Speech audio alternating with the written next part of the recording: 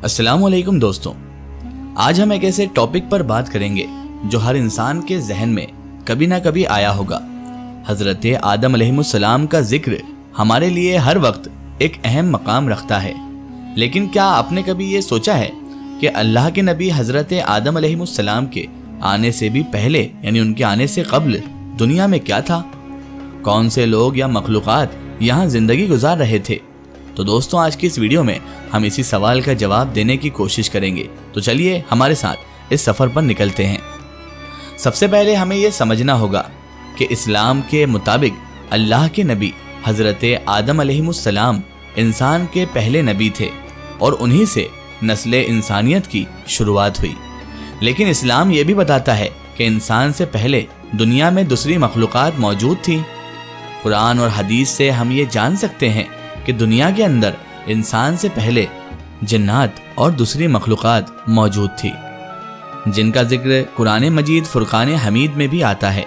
अल्लाह तबारक व ताला ने जिन्नातों को भी अपनी इबादत के लिए बनाया था, लेकिन जिन्नातों ने अल्लाह तबारक व ताला के हुक्म की नाफरमानी की और फसाद करना शुरू कर दिया, तो उनके ऊपर उन्हें सज़ा मुसल्लत की गई।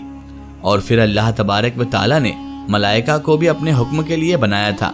मलाइका इंसान की तरह नहीं, बल्कि वो सिर्फ अल्लाह के हुक्म को मानने वाले और उसके कामों को अंजाम देने वाले होते हैं।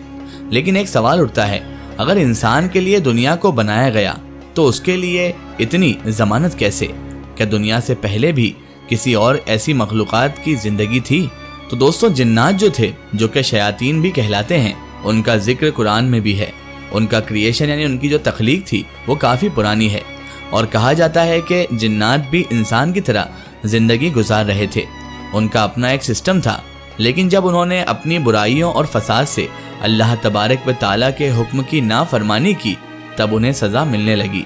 मलाइका की बात करें तो वो अल्लाह तबारक व ताला के हुक्म के मुताबिक हर काम करते हैं। कोई भी फैसला अल्लाह के हुक्म के बिना नहीं होता। इस तरह से दुनिया में इंसान से पहले जिन्नात और मलाइका की अहम रोल थी, लेकिन इंसान की ज़िंदगी के लिए अपना एक नया सफ़र था।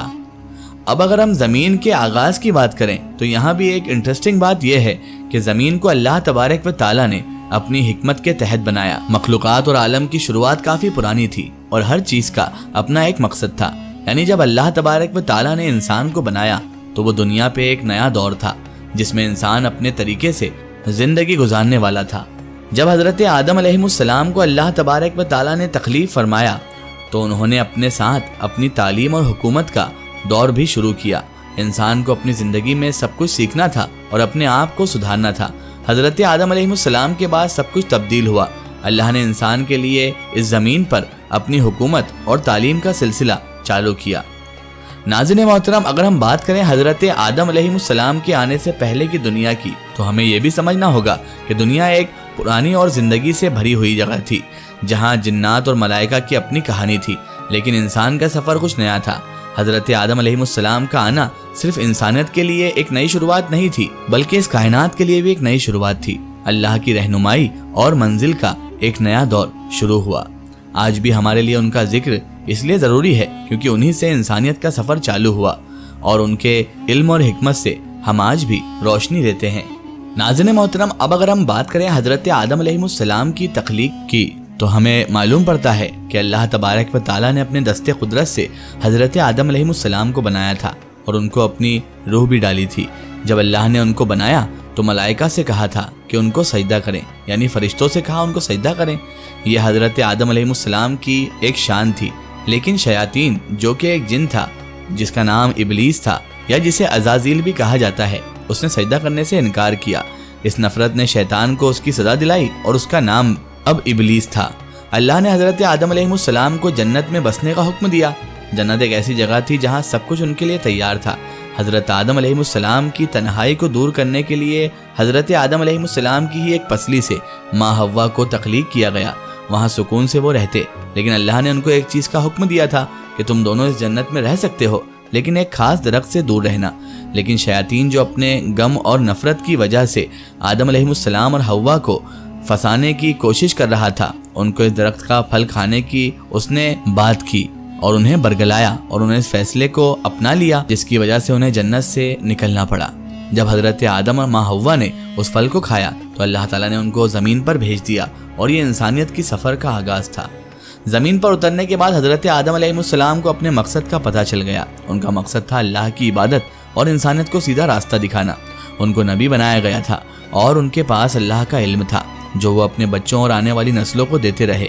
انہوں نے انسانیت کے لیے ایک نیا آغاز کیا اور اللہ کی رہنمائی کے مطابق اپنے طریقے سے زندگی گزارنے کا پیغام دیا۔ ان کے بعد حضرت آدم علیہ السلام کی زندگی نے انسانیت کے لیے ایک نیا طریقہ اور اصول دیے۔ انہوں نے انسانوں کو انصاف، سچائی اور اللہ کے حکم کے مطابق زندگی جینے کا پیغام دیا۔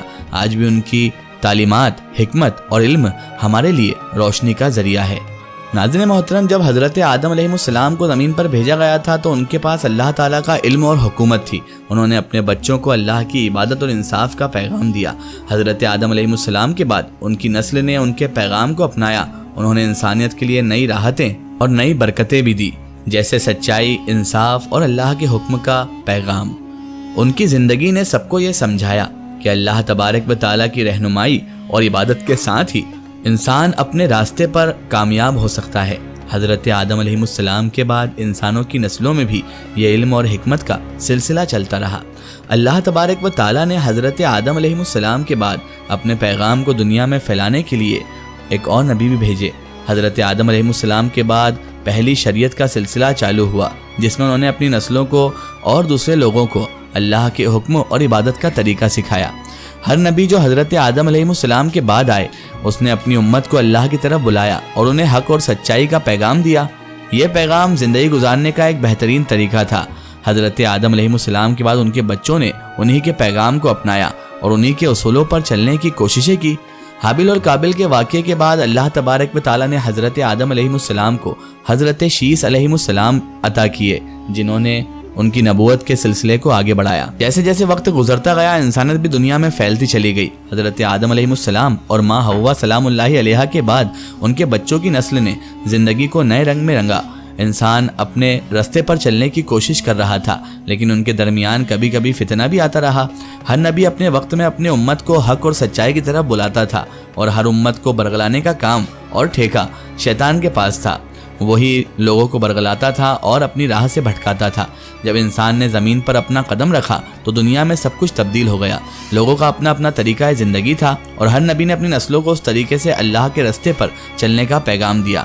آج بھی انسان حضرت آدم علیہ السلام اور کے پیغام اور ان کے اصولوں کو اپنی زندگی میں ڈال کر اپنے راستے کو دریافت کر رہا ہے۔ تو ناظرین محترم، یہ تھی کچھ معلومات حضرت آدم علیہ السلام کے دنیا میں آنے سے پہلے اور ان کے بعد کی۔ تو دوستوں، آج کی ویڈیو میں بس اتنا ہی۔ اگر آپ کو یہ ویڈیو اچھی لگی ہے تو پلیز اس ویڈیو کو لائک کریں، شیئر کریں اور ہمارے چینل پیغام اولیاء کو سبسکرائب کرنا بالکل نہ بھولیں۔ اللہ سے دعا ہے کہ ہم سب کو صراط المستقیم کے راستے پر چلنے کی توفیق اور رفیق عطا فرمائے۔ آمین ثم آمین۔ جزاک اللہ خیر۔ ملتے ہیں اگلے ویڈیو میں، تب تک کے لیے خدا حافظ۔ السلام علیکم۔